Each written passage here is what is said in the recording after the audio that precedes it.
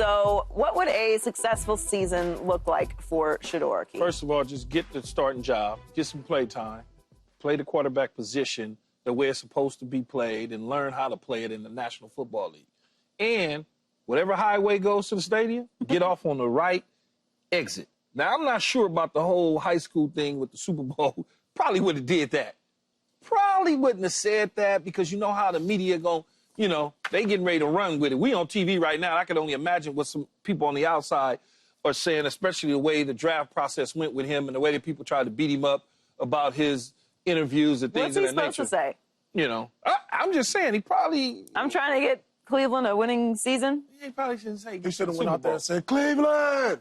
But I like the confidence. I like the confidence. I just know how people are, man. Yeah, you know how they are. I know. I don't mind anybody coming in and setting the expectations high. But he's not the starter. He wasn't drafted yet as like if he was the #1 overall pick or the first pick for them, then I wouldn't say anything about him saying but that's just loser stuff. Like, what's he supposed to say? No, you don't.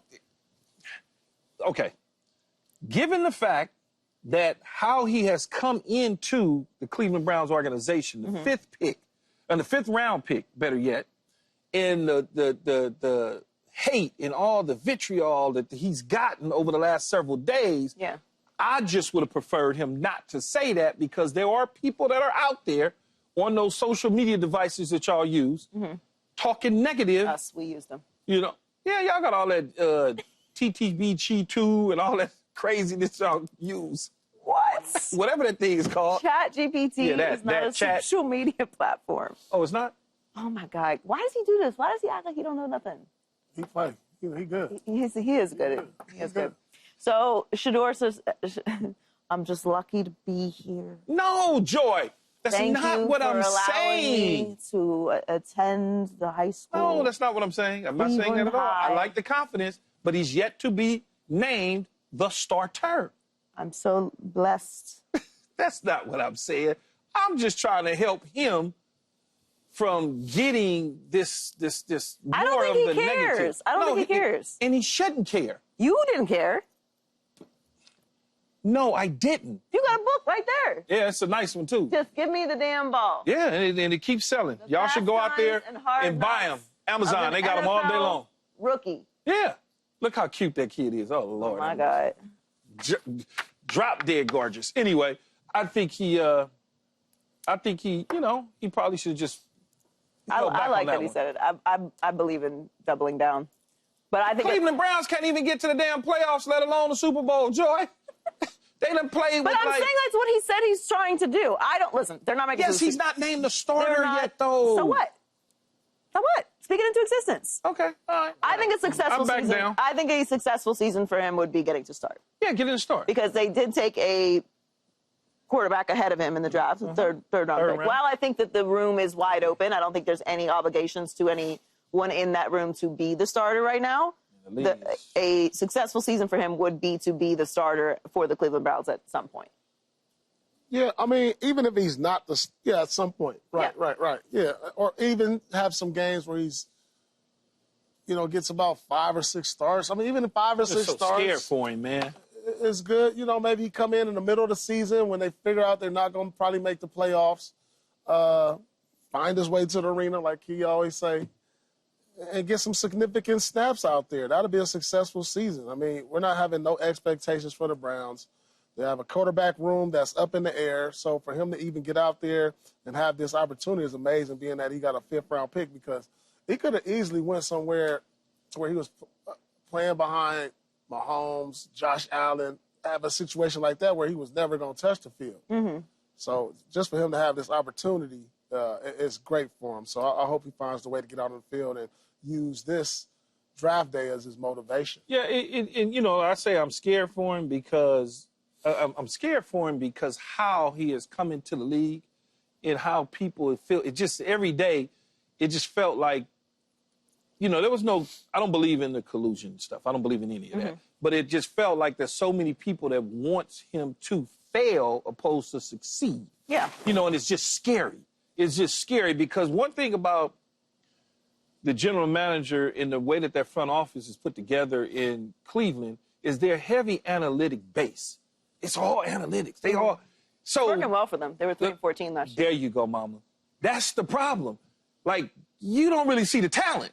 You looking at numbers. That's why I'm scared. I'm like, he probably the best dude, and they talking about, yeah, well, you know, he was 9-9, and, you know, just the numbers. And I don't like the analytic game, man. I like to look at a dude and tell whether or not he can play football. And I don't think that those people in that building, Andrew Berry and general manager included, know football like that.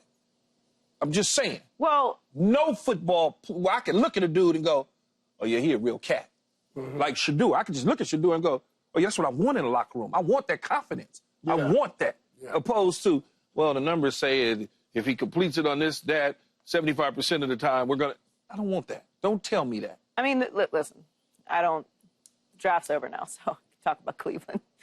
This is not an organization that I have a whole lot of confidence in. But I do think it is a great opportunity for him because there are a lot of people who are actively and loudly rooting against him. Yeah, why I can't understand. I don't know. I'm not a hater, so it's not in my spirit. What the hell is wrong with people?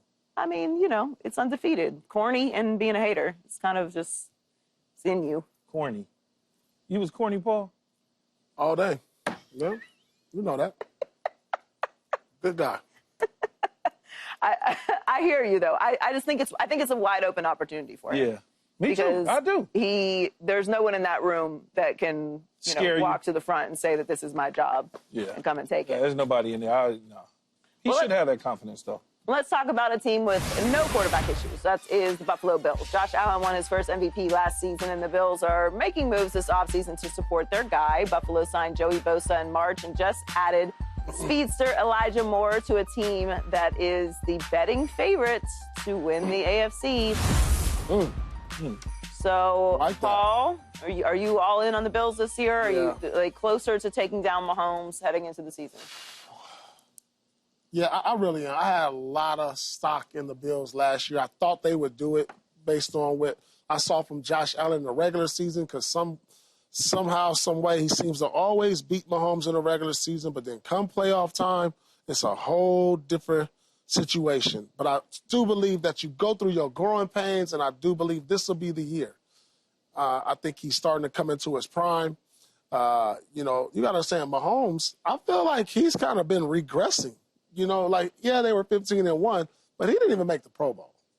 You know what I'm saying? I mean, but, you know what I'm saying? Like because he had a defense that was top tier, and he did just enough to win games, where this guy just went out there and was just beating people. And so I have to believe that they'll get over the top and you go through your growing pains, and this has to be the year. They got to feel good about what they've acquired, and Josh Allen, like I said, going into his prime.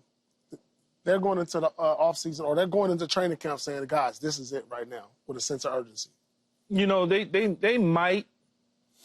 They keep getting a little closer in the regular season. They, 4-1 against them in the regular season. They beat them all. 0-4 in the postseason. Crazy. So maybe you flip it and lose to them if you play them in the regular season. Did you say this last year? You were like, strategically, they should just lose this game. Yeah, you should just lose the game in the regular season, and then you know that you lost to them, and maybe you just get you ready for them for the postseason because you're 0-4. Change up the energy. You change up the energy. Play that game a little bit. That the Ravens knock them off. Huh? I hope that the Ravens knock the Chiefs off. Or somebody, or Cincinnati, or somebody along. Yeah. But the problem with that is the Bills lose to Cincinnati too, so they couldn't. The Bills will beat the Ravens. Maybe. I think the Chiefs have to take themselves out at this point. It's got to be a break in Buffalo's path for them to get past the Chiefs. Yeah. I just don't. I have to believe it when I see it. I can't. That's what I'm saying. They're 0-4 in the playoffs. Like, I cannot. And this past year was the year. Yes, it was. You got an MVP, Josh Allen. The Chiefs are just barely winning every single game. They cannot beat the Chiefs in the postseason. So I got to see it to believe it. I don't know what that is, but at some point in time, though, we all in the NFL, there's a team that you struggle against in the postseason, and then all of a sudden it clicks. Yeah. I mean, we couldn't beat Philadelphia forever, Joy. Yeah. We couldn't we lose to them in the regular season, and we lose to them in the postseason. Lose to the regular season, lose to the postseason. Then finally, we hit them in the postseason because we saw in the regular season exactly what the things that we were doing wrong, and we made those adjustments. So came postseason, when we saw them in the NFC Championship game, we had all the answers. I think they're right there, but they just got to take that step because so far it has been Chiefs all the way. Subscribe here to get the latest from Speak, and go watch a few segments from our other shows on FS1.